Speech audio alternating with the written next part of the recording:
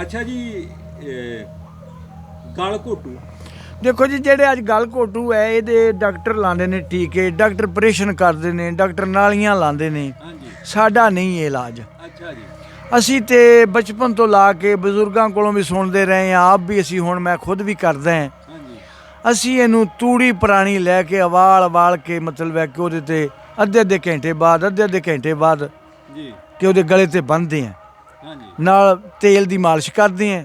ਗਲ ਦੇ ਉੱਤੇ ਤੇਲ ਦੀ ਮਾਲਿਸ਼ ਕਰਕੇ ਪੁਰਾਣੀ ਤੂੜੀ ਉਬਾਲ ਕੇ ਜਦੋਂ ਕੋਸੀ ਜੀ ਹੋਵੇ ਹਾਂਜੀ ਸਾੜ ਨਹੀਂ ਦੇਣਾ, ਸਾੜ ਨਹੀਂ ਉਹ ਗਲ ਦੇਣਾ, ਤੇ ਬੰਨ੍ਹ ਬੰਨ੍ਹ ਦੇਣੀ, ਦੇਣੀ, ਜੋ ਠੰਡੀ ਹੋ ਗਈ ਫਿਰ ਬੰਨ੍ਹ ਦੇਣੀ ਹੈ। ਡੰਗਰ ਬਚ ਜਾਂਦਾ। ਅੱਲਾ ਦੇ ਹੁਕਮ ਨਾਲ ਡੰਗਰ। ਇਹ ਵੀ ਹੈ ਨਾ ਜੀ, ਕੋਈ ਬੰਦਾ ਤੁਰਿਆ ਜਾਂਦਾ ਸੀ, ਹਾਂਜੀ ਰਾਹ 'ਚ ਮੇਰੇ ਵਰਗਾ ਟੱਕਰ ਗਿਆ, ਹਾਂਜੀ ਉਹਨੇ ਕਿਹਾ ਭਾਈਆ ਕਿੱਧਰ, ਹਾਂਜੀ ਉਹਨੇ ਕਿਹਾ ਯਾਰ ਮੇਰੀ ਮੱਝ ਬਿਮਾਰ ਆ, ਹਾਂਜੀ ਉਹਨੇ ਕਿਹਾ ਲੈ ਨੁਸਖਾ ਦੇ ਦੇ, ਹੂੰ ਉਹਨੇ ਦੇਤਾ ਨੁਸਖਾ। ਹੂੰ ਉਹ ਕਹਿੰਦਾ ਦੂਜੇ ਦਿਨ ਸੁਣਾ ਵੀ ਕੀ ਬਣਿਆ, ਉਹ ਕਹਿੰਦਾ ਮੱਝ ਮਰ ਗਈ। ਹੂੰ ਉਹਨੇ ਕਿਹਾ ਨੁਸਖਾ ਠੀਕ ਸੀ, ਉਹਨੇ ਕਿਹਾ ਉਹ ਕਿੱਦਾਂ, ਉਹਨੇ ਕਿਹਾ ਮੇਰੀ ਵੀ ਮਰ ਗਈ ਸੀ। ਹਾਂਜੀ ਨਹੀਂ ਬਹੁਤ ਸ਼ੁਕਰੀਆ, ਇਹ ਤਾਂ ਬੇਸ਼ੁਗਲ ਦੀ ਗੱਲ ਆ ਗਈ। हाँ नहीं अल्लाह खैर करेगा, अल्लाह।